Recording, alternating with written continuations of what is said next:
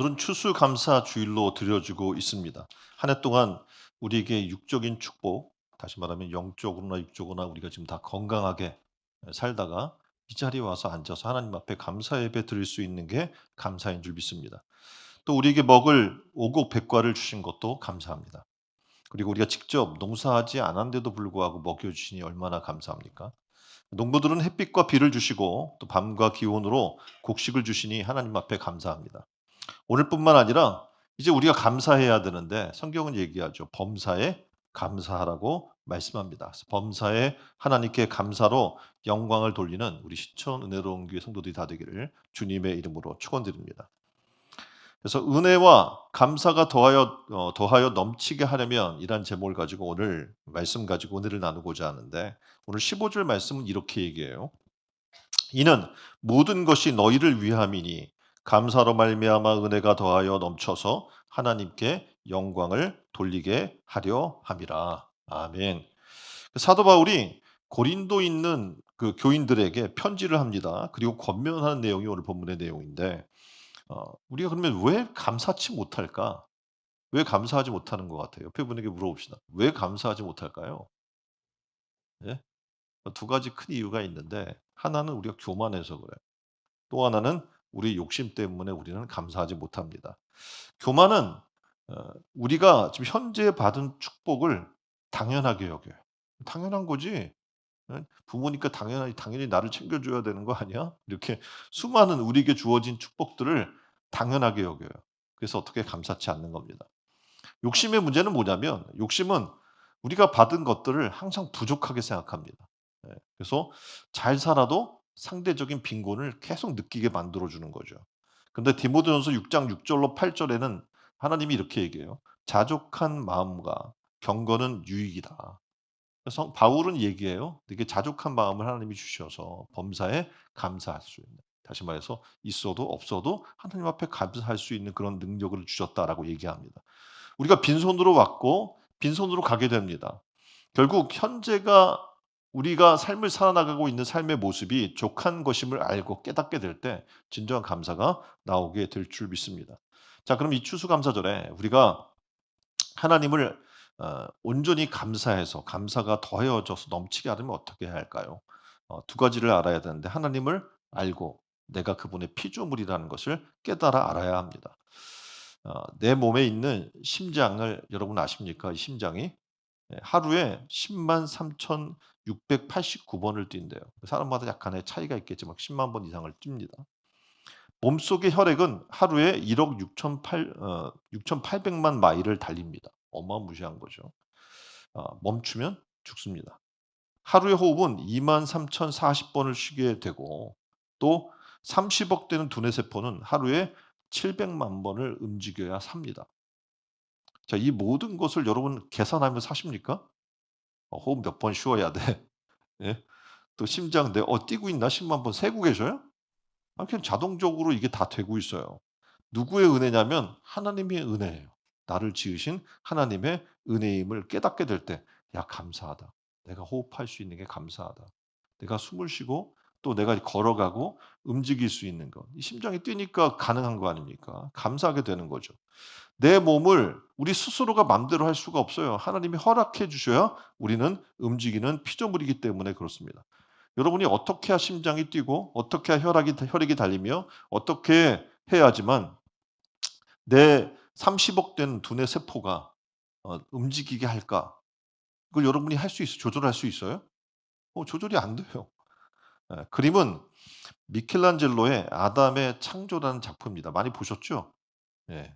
이 작품에서 이 미켈란젤로는 인간과 하나님을 반영하는 모습을 보여줘요. 그래서 "우리가 하나님의 형상으로 지음 받은 존재다 우리는." 라고 하는 것들을 여기 제시해 줍니다. 우리가 어떤 존재인가?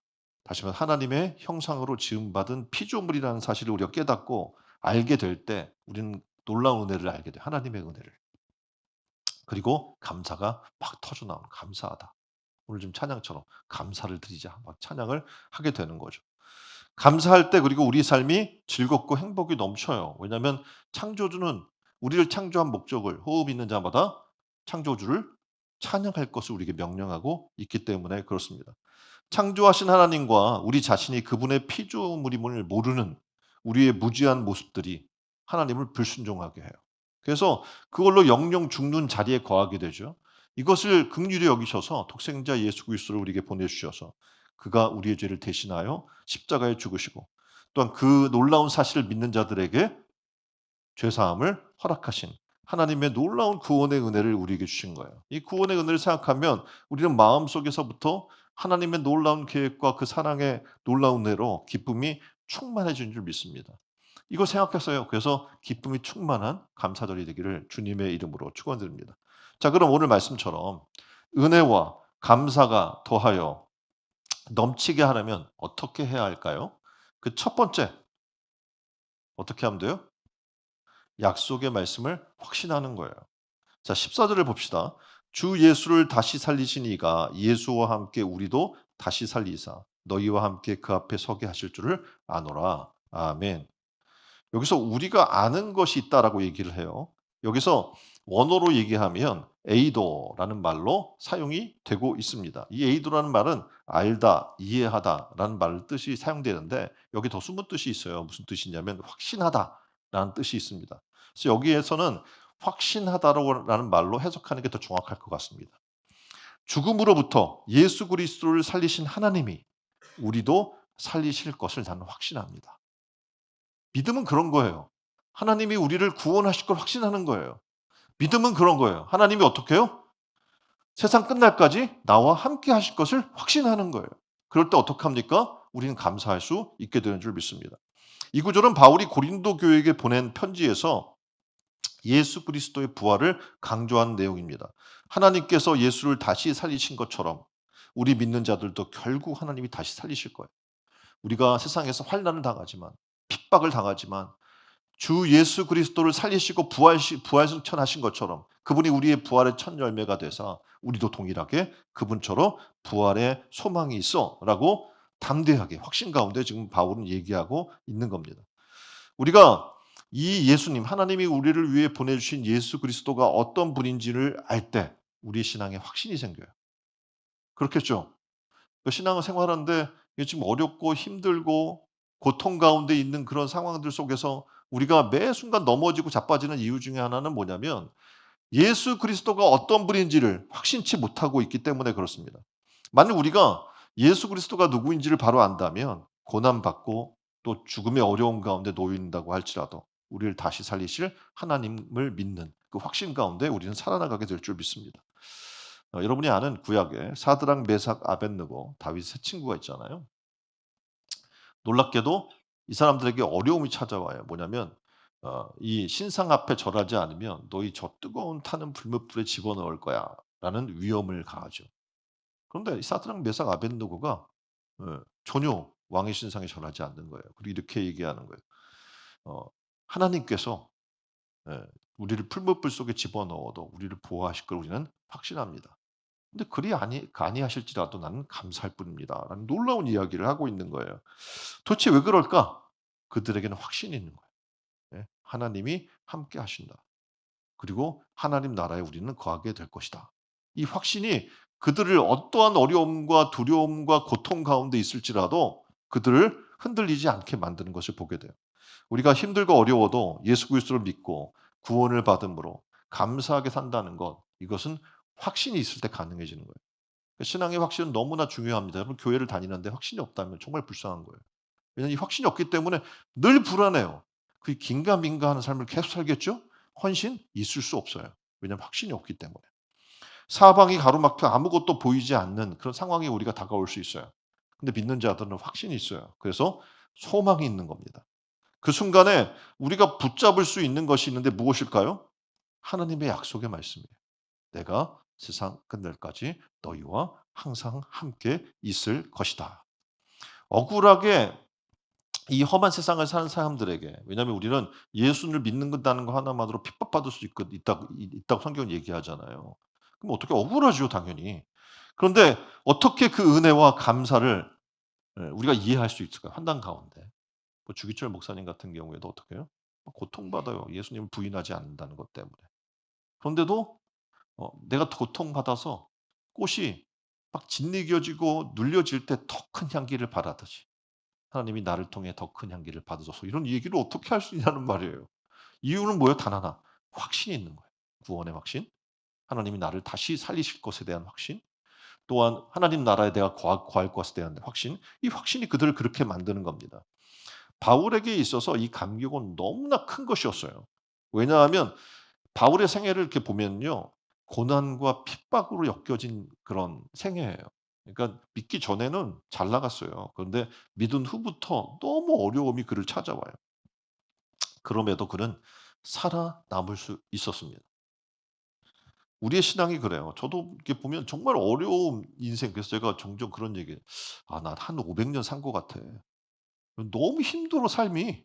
예 근데 그 너무 긴 세월을 산 것 같은 그런 삶을 살아요. 근데 그 어려운 가운데에서 특별히 저에게 생사를 걸 만한 순간들이 많이 있었거든요. 근데 그때 하나님이 구해 주시는데 구사일생으로 구해 주시는 하나님이 아니에요. 어떻게 구해 주시냐? 당당히 모든 것을 극복하고 승리케 하시는 하나님의 은혜를 만나게 하는 거예요. 어떻게 가능하냐? 확신하는 거예요, 하나님을. 나를 도우시는 하나님께서 승리케 하실 거예요 라는 것을 확신할 때 하나님이 그 승리를 주시는 겁니다. 세상을 살아나가는 우리에게 확신이 있어야 되는데 뭐냐면 우리 믿는 자들은 어떤 싸움을 싸우냐면 이미 이겨 놓고 싸우는 싸움을 싸우는 거예요. 예? "내가 이미 세상을 이기었노라. 너희는 담대하라." 아멘. 우리 믿는 자들에게는 이러한 놀라운 은혜가 있는 줄 믿습니다. 그래서 확신한 믿음이 있는 사람들의 특징은 뭐냐면 무모해요. 어 저에게 많은 사람이 얘기합니다. "무모합니다 목사님 참." 그런 얘기를 무지 많이 들었어요, 무모하다고.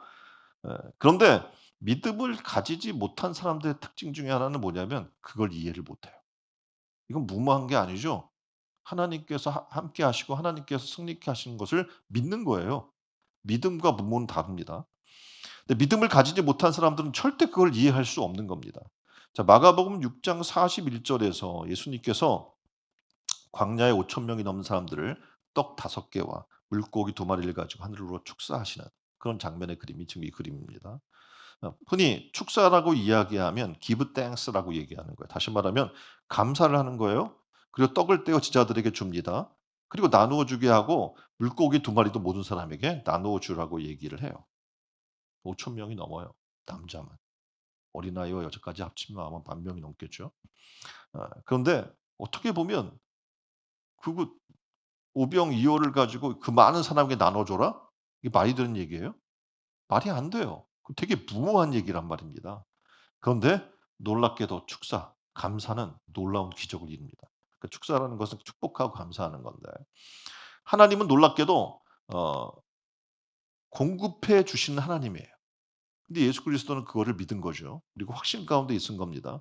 그래서 감사할 때 주님의 손에 놀랍고 풍성한 기적이 이루어집니다. 놀랍게도 보면 사람들이 원하는 만큼 충분히 먹었을 뿐만 아니라 12 광주리가 남을 만큼 음식이 남았어요.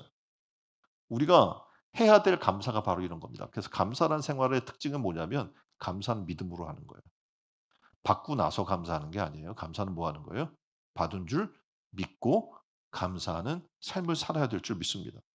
주실 것을 믿음으로 먼저 감사해야 돼요. 오늘 이 오병이어의 기적의 삶의 모습처럼. 그러면 신비한 공급이 임하게 되고 불어나는 은혜의 역사를 만나게 될 줄 믿습니다. 감사는 그래서 믿음이 없으면 할 수가 없어요. 믿음 없는 사람은 절대 감사가 안 됩니다. 그러니까 다시 말하면 기적이 일어난 뒤에 감사드리는 거는 우리가 흔히 이야기하는 매너예요. "감사합니다." 이렇게 얘기하는 매너의 행위인 거지 절대 믿음의 행위가 아닌 겁니다.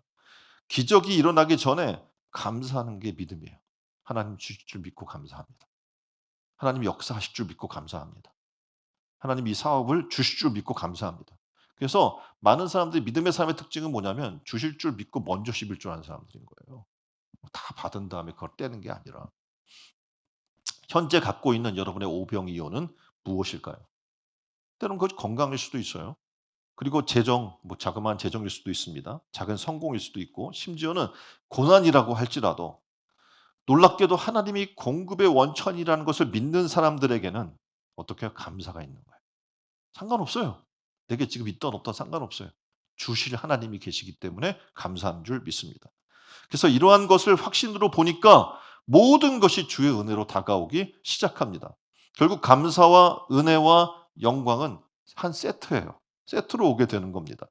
성도가 일생 동안 겪게 되는 모든 사건들은 하나님의 배려입니다. 그리고 은혜라는 것을 깨닫게 될 때, 그것을 믿음의 마음으로 바라보고 깨닫는 그런 삶을 살 때 진정한 감사가 나오게 될 줄 믿습니다. 자, 이 추수감사절에 한번 돌아와 봤으면 좋겠어요. 나를 구원하신 하나님의 은혜. 그리고 달마다 부족함 없게 우리를 먹게 하시는 하나님의 축복. 그리고 이 한 해를 돌아보니까 하나님의 은혜가 없이는 지금까지 올 수 없었어요. 그래서 축복으로 마감하고 2026년도에도 하나님이 믿음으로 우리가 나아갈 때, 하나님 앞에 감사할 때, 또 한 해를 축복하시고 하나님의 놀라운 은혜로 채우실 것을 우리가 믿음으로 감사하고 나아간 여러분 되기를 주님의 이름으로 축원드립니다. 자, 은혜와 감사가 더하여 넘치게 하려면 두 번째, 하나님이 우리를 위하시면 되는 거예요. 내가 노력한다고 되는 게 아니고 어떻게 하면 된다고요? 하나님이 우리를 위하시면 되는 겁니다. 15절은 이렇게 시작합니다. 이는 모든 것이 너희를 위함이니. 하나님이 우리를 위한다는 거죠. 모든 것을. 사도 바울이 고린도에 있는 교인들에게 권면했던 이 말씀은 로마에 있는 교인들에게 썼던 편지에서 우리는 볼 수가 있어요. 로마서 8장 35절 말씀에 이렇게 얘기해요. 하나님이 우리를 위하시면 누가 우리를 그리스도의 사랑에서 끊으리요. 하나님이 우리를 위하시면 정말 어떠한 것도 우리를 가로막을 수 있어요? 없어요? 없다라고 얘기를 하고 있는 겁니다.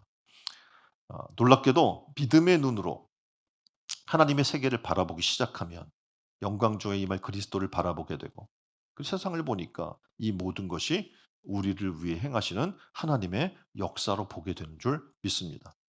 우린 때로 억울하다는 얘기를 굉장히 많이 해요. 억울해요. 예? 아이들은 이렇게 형제들이 있는데 내가 좀 덜 받아서 억울해. 우리가 뭘 하는데 뭔가 부족하고 뭔가 난 저 사람에 비해서 건강치 않고 또 나는 흙수저고 이런 수많은 상황들이 억울할 수가 있어요. 그런데 가만히 보면 그 일들이 예 시간이 지나잖아요. 그럼 별로 대단한 거 아니었는데 우리가 억울했음을 깨닫게 됩니다. 사실 억울함이라는 것은 그 자체보다 그 일들이 우리의 삶을 흔들어 놓는 것에 대해 우리가 더 견디기 힘들어하는 것 같습니다. 그래서 흔들림 혹은 황무함 가운데서 우리를 붙잡아 주는 것이 있는데 바로 하나님이 우리를 위하신다는 사실이에요. 어 이름이 존 오리얼이라고 한 사람이 있어요. 9 살에 전신 화상을 입었습니다. 그래서 죽다가 살아난 남자의 이야기예요. 1987년 1월에 자신의 집 차고에서 불장난을 하다가 전신 화상을 입게 됩니다. 거대한 폭발과 함께 9살 소년의 몸에 불이 붙게 됩니다. 검붉게 녹아내린 피부는 점점 굳어갔고 폐에는 유독가스를 빼내기 위해 튜브를 꼽았습니다. 87%가 3도 화상, 그럼 이미 죽는 거예요. 생존 확률 1%. 의료진은 사망 선고를 내렸고 지켜보는 모든 이는 더 이상 가망이 없다고 얘기를 했습니다. 그리고 살아난다고 해도 고통스러운 치료 과정을 아마 견디지 못할 거야, 9살 아이가. 차라리 죽는 게 나을 거야. 라고 사람들이 얘기했어요. 근데 그 예상을 뒤엎고 소년은 살아남았고 그 소년은 현재 전 세계 12국 49개주를 돌면서 연평균 192회의 강연을 소화하는 최고의 강연자이자 그리고 베스트셀러 작가로 다시 태어납니다. 일이 우리가 마음대로 풀리지 않을 때, 때로는 고난과 역경을 겪을 때마다 우리는 누군가를 탓합니다. 원망합니다. 그리고 피해자처럼 외치는 거예요. 왜 나한테만 이런 일이 일어나는 거예요? 왜 하필이면 나한테? 라고 얘기를 해요. 근데 존 오리얼처럼 그 순간을 우리 인생의 터닝 포인트로 바꿀 수 있음을 얘기해 주고 있는 겁니다. 가혹한 운명 앞에 절망에 빠져서 끔찍한 화재 사고의 피해자로 남을 수 있었던 존이 상처를 드러내고 세상과 마주하면서 스스로 행복한 승리자로 바꿨던 삶의 이야기가 바로 여기에 담겨 있습니다. 그는 얘기해요. 하나님이 우리를 위하시면 이 사실이 매일마다 자신을 감격스럽게 만든대요. 그래서 감사하게 한대요. 그리고 하나님이 내가 하나님을 믿는 것, 그리고 하나님이 나를 믿어주시는 것, 이 신뢰의 무기를 깨닫고 정말 인생에서 중요한 것이 무엇인지를 깨달아 볼 수 있는 안목을 갖게 하신 것.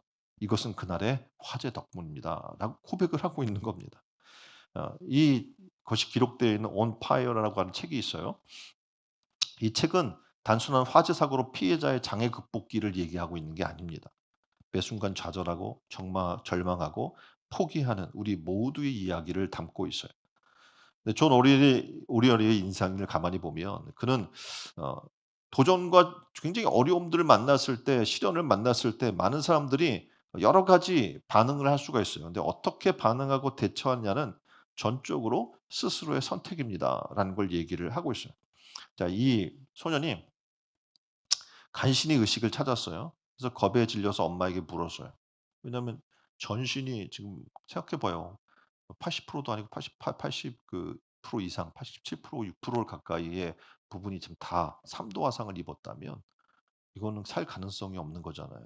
그래서 잠깐 깨어난 아이가 엄마에게 물어봐요. "엄마 나 죽는 거야?" 이렇게 물어봤어요. 그랬더니 엄마가 대답이 가관이에요. "그래? 존 그렇게 하고 싶으면 그래도 돼. 죽고 싶으면 어떻게 해요? 죽어도 된다는 거예요. 다행히 그의 몸에 화상을 입지 않은 부위가 있었습니다. 어디냐면 두피였어요. 그러니까 피부 이식을 받으려면 자신이 진피여야 돼요. 그래야 가능하거든요. 그래서 5 개월에 걸쳐 머리를 면도기로 밀고 한꺼번씩 벗겨내서 온몸에 이식을 하기 시작해 두피에 있는 거를 자기 몸으로 이식하기 시작합니다. 퇴원 후에 걷기까지 5 년이 걸립니다. 퇴원의 집으로 돌아온 저녁에 식탁에서 저는 울음을 터뜨렸어요. 손에는 붕대가 칭칭 감겨 있는 상태였고 어머니는 단호하게 이렇게 얘기합니다. "야, 내가 포크를 집어서 먹어." 글러브를 낀 복싱청처럼 이렇게 다 돼 있으니까 사투를 벌이지만 계속 포크는 땅에 떨어져요. 저는 어 부당해 이거는. 난 이런 몸을 갖고 있는 나를 안 도와주다니. 그 얼마나 부당하다고 생각하겠어요. 그래서 울었어요. 병원에서 5 개월을 견디고 간신히 집에 돌아왔는데 나를 이렇게 대우하다니 하고 막 부당해서 막 울었어요. 음식은 푸짐했는데 이거를 집어서 먹을 수 없으니 이거는 너무 그림의 떡이 되는 거잖아요. 막 우니까 보다 못한 누나가 감자그라탕을 먹여 주려고 이렇게 입에다 대줬는데 엄마가 그걸 치면서 popcorn처럼 막는 거예요. 예. 엄마는 얘기하는 거예요. "야, 죽지 않은 쪽을 선택하는 것과 진짜 삶을 선택하는 것은 달라. 넌 이제 진짜 삶을 선택했기 때문에 이제 어떻게 해요? 스스로 살아내야 돼."라고 얘기를 하는 거예요.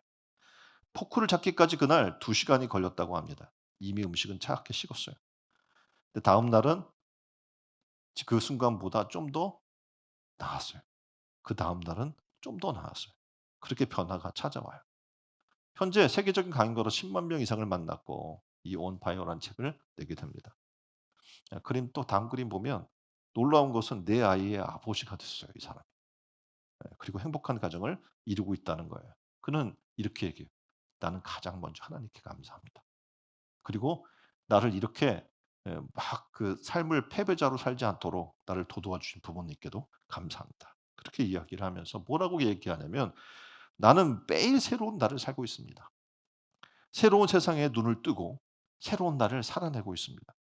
그러니까 우리가 이 삶을 살아나가는 동안에 내 것을 지키려고 싸울 것도 가지지 못한 것을 비관할 것도 없습니다.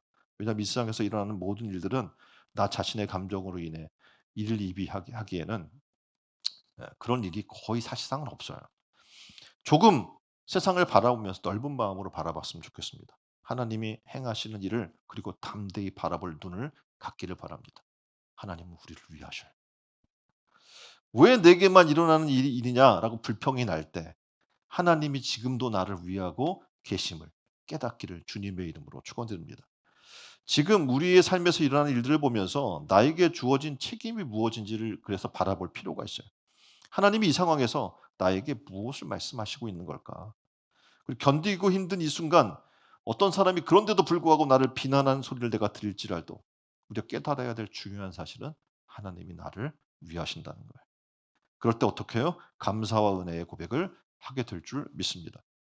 그래서 이 간증으로 인해 놀랍게 다른 사람에게 그 간증이 흘러 들어갈 때 하나님께 영광 돌리는 일이 생기는 줄 믿습니다. 새 성전으로 이사해서 우리는 벌써 네 번째 감사절을 맞고 있습니다. 얼마나 감사한지 몰라요. 그죠? 성전에 들어온 것도 감사한데 4 년을 우리가 버텨냈다니. 생각하면 너무나 큰 기적이고 감사한 일이에요. 어려움을 벗어나서 이곳에서 예배 드릴 수 있는 것, 그리고 그것을 인도해 준 하나님의 은혜를 생각하면 너무나 감사해요. 그 지난 싸움의 순간들이 다 감사하고, 지금 또 우리가 이렇게 예배 드릴 수 있는 것이 감사하고, 하나님께서 건축해 주실 것을 확신했어요. 그런데 건축 전에도 어느 순간도 쉽지 않았습니다. 확신은 하지만 이게 쉬워요? 어렵습니다. 이 땅 이후에도 매 순간 저에게는 한 치 앞을 내다볼 수 없는 외줄 탄 듯한 시간을 보내야만 했습니다. 하루하루 간절히 기도했던 날들이었어요. 그래도 버티고 지금까지 우리가 와서 감사할 수 있었던 것은 이 교회에 나를 세우신 하나님의 분명한 뜻이 계심을 저는 확신했기 때문에 그렇습니다. 하나님은 확신하는 저에게 이 성전에 생수로 가득 찬 환상을 보여주십니다. 그리고 저는 그 약속을 믿고 확신합니다. 그래서 사람들이 지금도 뭐라고 한 사람들이 있어요. 그러면 그 이야기를 내가 듣고 흔들리지 않아요. 사람들이 뭐라고 하든 간에 성전에 대한 감사가 저는 지금 넘쳐나고 있습니다. 지금 대한민국에 그림 보면 SNS 상에 수조론이 퍼져 있습니다. 그러니까 수조론이라는 거예요. 금수저 어느 정도 돼야지 금수저라고 우리가 얘기할 수 있을까요? 자산 20억, 가구 수입 2억. 이 정도는 돼야 금수저입니다. 자, 금수저. 손을 안 드시네. 아주 막 씁쓸한 얼굴을 하고 계시는 분이 계신데, 자, 흑수저는 자산 5천 미만, 그리고 연수입 2천 미만이라는 거예요. 자, 이런 이야기를 들으면 어 때로는 어떻게 해요? 이게 이 이야기의 흐름이 도대체 왜 이런 이야기가 나오게 될까? 가만히 들어보면 자신의 주어진 삶에 대해 책임지지 않으려고 하는 의도가 다분히 담겨져 있어요. 그러니까 누군가 성공했어요? 그러면 '에이 저거 금수저일 거야.' 그냥 그걸로 넘겨 버리는 거죠. 교회도 마찬가지예요. 누가 헌신할 수 있을까요? 생각하겠죠. '금수저, 은수저, 동수저들이 해야지 흙수저인 내가 하리?' 이렇게 생각할 수 있는 거예요. 가만히 생각해 보세요. 그런데 흙수저로 태어났던 금수저로 태어났던 간에 내가 선택할 수 있는 분야예요, 아니에요? 분야가 아니에요. 하나님이 우리에게 물으시는 거는 "야 너 금수저로 태어났구나. 잘 됐다. 너 흙수저로 태어났구나. 안 됐구나." 이렇게 생각하시는 게 아니에요. 그러면 뭡니까? 금수저로 태어난 사람이건 흙수저로 태어난 사람이건 하나님께서는 그의 삶에 대해 물으신단 말이에요. 뭐냐면 책임이에요. 태어나는 것은 우리 마음대로 되지 않기에 책임이 없지만 살아가는 것은 우리에게 주어진 일이기에 책임이 주어진다는 사실입니다. 책임이란 것은 성숙한 자의 몫이에요. 그래서 우리는 이거 너무나 잘 알고 있습니다. 여러분의 신앙이 성숙해진다는 것은 점점 내 자신을 돌아보면서 내가 져야 할 책임이 무엇인지를 생각하는 거예요. 교회 나와요. 그냥 왔다 갔다 하는 게 아니라 신앙이 성숙해져 간다는 것은 '내가 이 교회에서 져야 할 책임이 무엇일까?'를 돌아볼 줄 알게 된다는 겁니다. 그렇게 될 때 우린 깨닫게 돼요. 이 모든 것이 하나님이 우리에게 은혜로 주신 것인데 내가 이 은혜를 어떻게 흘려보낼 것인가. 흙수저이라도 은혜를 흘려보낼 거 있어요. 어떠한 형편과 처지에 있든지 그게 문제가 아니에요. 삶의 책임을 물으시는 하나님이 계셔요. 우린 그것을 믿기 때문에 오늘도 우리는 어떻게 해요? 내게 주어진 상황에서 최선의 삶을 살아내기를 주님의 이름으로 축원드립니다.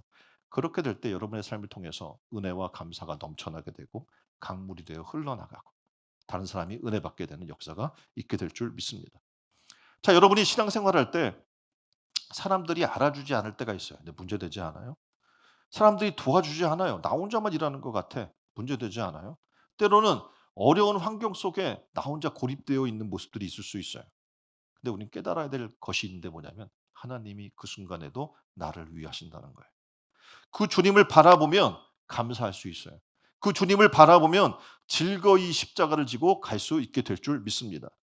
그래서 평상시에 여러분이 말할 때 주의해야 되고 일을 할 때도 주의해야 돼. 뭐냐면 내 힘으로 의지해서 하는 것인 것처럼 하면 안 돼. 내가 하는 거야. 내가 수고하고 내가 철불 때 여기까지 왔고 나는 하는데 왜 너는 안 해? 이렇게 하면 안 되는 거예요. 내 모든 일이 어떻게 해요? 하나님의 은혜를 힘입어. 하나님 아버지께 감사하면서 말도 하고 일도 하기를 주님의 이름으로 축원드립니다. 골로새서 3장 17 절에 그렇게 얘기하고 있어요. 무엇을 하든지 말에나 일에나 다 주 예수의 이름으로 하고 그를 힘입어 하나님 아버지께 감사하라. 아멘. 금수저가 아니어도 은수저가 아니어도 내가 흙수저이어도 지금까지 우리는 하나님의 은혜로 살아왔어요. 그쵸? 감사합니다. 자, 한번 옆에 분에게 얘기해. 하나님 감사합니다. 지금도 우리는 하나님의 은혜 가운데 모든 일들을 하고 있는 줄 믿습니다. 이렇게 하나님의 은혜를 생각하니까 모든 것이 어때요? 감사한 줄 믿습니다. 왜입니까? 하나님이 지금도 우리를 위하시기 때문에 그래요. 자, 세 번째, 은혜와 감사가 더하여 넘치게 하려면 하나님께 영광을 돌리는 삶을 살아야 될 줄 믿습니다. 4장 15절에 이 모든 것이 너희를 위함이니 많은 사람의 감사로 말미암아 은혜가 더하여 넘쳐서 하나님께 영광을 돌리게 하려 함이라. 아멘.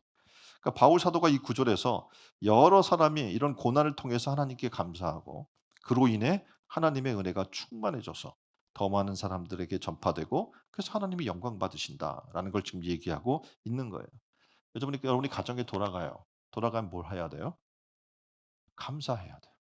감사하다. 나 정말 은혜 받았고 당신이 있어서 감사하고 믿지 않은 사람이 집에 있다면 네 건강하게 있어 준 것만도 참 감사해 하고 자꾸 감사를 고백하는 거예요.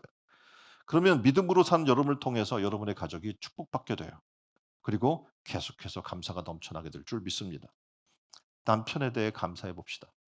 뭐 다른 사람과 비교하면 더 좋은 남편도 있을 수 있겠죠. 그런데 지금 있는 내 남편을 바라보면서 감사해 보세요. 지금 있는 내 아내를 바라보면서 감사해 보십시오. 옆집 자녀와 내 자녀를 비교하지 말고 있는 그대로 여러분의 자녀를 바라보며 감사하고 칭찬하면 계속 좋은 점들이 우리에게 불어나게 될 줄 믿습니다. 여러분 교회에 대해서 얼마나 감사하고 있습니까? 아까도 제가 말씀드린 것처럼 저는 교회에 대해 무지 감사해요. 왜냐하면 하나님의 은혜가 아니고는 우리가 올 수가 없었고 하나님의 은혜가 아니고는 우리가 지금 유지도 안 돼요. 그러니까 모든 것이 이 교회가 주는 하나님의 은혜는 너무 놀라워요. 그러니까 세상에 어떻게 보면 모델이 되는 그런 교회 정도의 수준이거든요, 우리 교회가. 감사하죠. 또 어떤 사람은 이 축복 가운데 있으면서도 원망과 불평하고 교회를 비난하고 그런 사람도 있어요. 감사하면 계속해서 복된 축복이 그 사람에게 더해져요.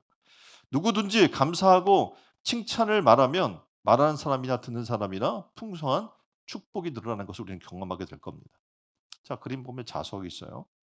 자석에 철가루를 갖다 대면 어떻게 될까요? 떨어져요, 붙어요? 예, 붙습니다. 감사는 주님께서 주신 강력한 자석인 줄 믿습니다. 우리가 어떤 상황에서라도 감사하면 놀라운 축복들이 우리에게 붙는 거예요. 감사하면 뭐가 붙는다고요? 축복이 붙습니다. 그래서 감사가 계속 넘쳐나면 여러분의 삶이 풍성하게 불어나는 거예요. 그것이 하나님의 축복의 방법입니다. 그런데 여러분이 무엇이든지 불평하거나 저주하잖아요. 그러거나 비난하면 인생이 그렇게 살면 인생은 계속 쪼그라들어요. 떨어져 나가요. 감사하는 개인, 감사하는 가정, 감사하는 교회, 감사하는 민족은 결국 주 안에서 승리하게 하시는 줄 믿습니다. 믿음이란 우리가 처한 환난 속에서 하나님의 능력과 권세를 이끌어오는 거예요. 그래서 보다 더 큰 감사와 영광을 하나님께 돌리게 합니다. 그래서 오늘 우리는 이 자리에서 우리의 흘러간 시간들을 한번 돌아보셔요. 그리고 하나님의 은혜를 고백합시다. 감사합시다. 그리고 감사를 흘려보낼 수 있는 여러분들이 되기를 주님의 이름으로 축원드립니다. 우리는 다 질그릇입니다. 그래서 그릇이 약해요. 근데 우리가 질그릇으로 지어진 목적 중에 하나는 뭐냐면 하나님의 영광을 위한 거예요. 우리의 삶을 통해서 질그릇은 약하지만 그 약함에 우리가 낙심할 이유가 없어요. 왜냐하면 하나님이 능력이 약한 데서 온전해지기 때문인 줄 믿습니다. 그래서 우리는 이 약함을 통해 하나님께 온전한 영광을 돌릴 수 있게 될 줄 믿습니다. 자, 그림 보면 이 그림은 윌리엄 드로스트의 불충한 종이라고 하는 작품입니다. 마태복음 25장의 이야기를 담고 있어요. 여기에 보면 달란트 비유니까 하나는 5, 누군가는 2, 누군가는 하나를 가지고 태어납니다. 하나님께서 물으시는 것은 "야, 너 얼마 받았냐?" 라는 게 아니에요. 네가 그것을 가지고 어떻게 살았느냐는 거예요. 어떻게 충성했느냐는 것을 하나님이 물어보시는 거예요. 그래서 맡겨진 자에게 구할 것은 뭐라고요? 충성임을 얘기해 주고 있는 겁니다. 그래서 우리는 보배가 아니에요. 질그릇이기 때문에 우리에게 맡겨진 것을 우리가 어떻게 담고 있는가가 굉장히 중요한 겁니다. 자, 일본 마쓰시다 전기의 창업자가 있어요. 마쓰시다 고노스케라고 하는 사람입니다. 이 사람이 신입사원을 뽑을 때 하는 질문이 있다고 얘기합니다. 어떤 질문을 하냐면 "당신은 살면서 지금까지 운이 좋았다고 생각하십니까?" 이런 질문을 한대요. 그럼 답변에 "네. 저는 지금까지 운이 좋았어요." 라고 대답을 하는 사람을 이 사람이 뽑았대요, 직원으로.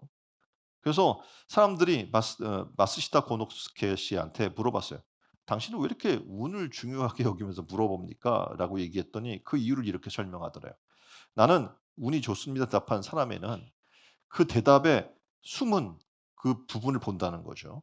뭐냐면 그 의식 속에 내 힘으로 된 것이 아니라 감사하는 마음이 구축되어 있다는 거예요. 그래서 항상 주변에 대한 감사하는 마음이 있다고 자기는 생각하기 때문이다라고 얘기를 해요. 놀랍게도 우리는 흔히 운이라고 하는 단어를 볼 때 숙명적인 어떤 힘 정도로 생각을 합니다. 그런데 이 사람은 생각하기를 이 운이라고 하는 얘기를 하는 사람들은 자기를 도와주는 어떤 분에 대한 감사와 신뢰가 포함된 의미라고 생각을 한다는 거죠. 근데 여기서 운이라는 것은 우리에게는 뭡니까? 하나님의 은혜예요. 그죠? 하나님의 은혜로 우리는 살고 있고 은혜로 되는 거예요, 다. 그래서 이 하나님의 은혜를 아는 사람은 그렇지 않은 사람보다 훨씬 더 놀라운 축복 가운데 거하게 되는 줄 믿습니다. 그래서 이 은혜를 아는 자는 먹든지 마시든지 무엇을 하든지 어떻게 살까요? 하나님의 영광을 위해 살게 될 줄 믿습니다. 자, 이 추수감사절을 맞으면서 여러분이 이 은혜와 감사가 더해져 넘치는 삶을 살기를 축복합니다. 그러려면 약속의 말씀을 확신하십시오. 확신이 필요해요. 두 번째는 하나님이 우리를 위하시면 된다는 사실을 믿으십시오. 세 번째는 하나님께 아까 얘기했죠. 먹든지 마시든지 무엇을 하든지 하나님께 영광을 돌리는 삶을 사시는 여러분 되기를 주님의 이름으로 축원드립니다. 다 같이 기도하시겠습니다. 사랑과 은혜가 풍성하신 하나님 우리에게 놀라운 추수감사절이라고 하는 귀한 은혜를 주시니 감사합니다. 하나님 우리가 어 하나님의 은혜와 감사가 더하여 넘치는 삶을 살고자 하는 놀라운 귀한 주제의 말씀을 들었습니다. 하나님의 약속의 말씀을 확신하며 서기를 원합니다. 그리고 하나님이 우리를 위하신다는 이 놀라운 사실을 세상이 우리를 위해 주지 않고 세상에 우리가 금수저, 은수저 또한 동수저가 아니어도 하나님이 우리를 위하시면 된다는 사실을 우리가 믿게 하여 주옵소서. 그리고 우리에게 주어진 삶, 이 삶을 통해 하나님께 영광을 돌리는 신천 은혜로운 교회 성도들이 다 되게 하여 주옵소서. 감사합니다. 우리의 생명 되신 예수 그리스도의 이름으로 기도합니다. 아멘.